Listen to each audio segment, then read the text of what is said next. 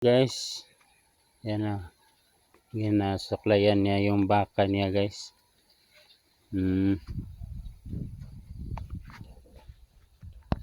Binigay ko na sa kanya guys. Yun.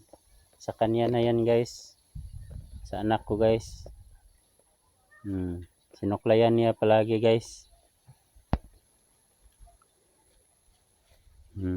Para pag ano sa mga kagat ng ano guys. Ng langaw. Alagang alaga niya guys.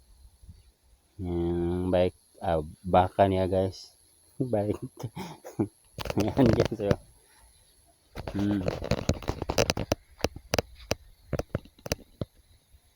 Yan. Mag-hi ka sa mga ano. Okay. Hi.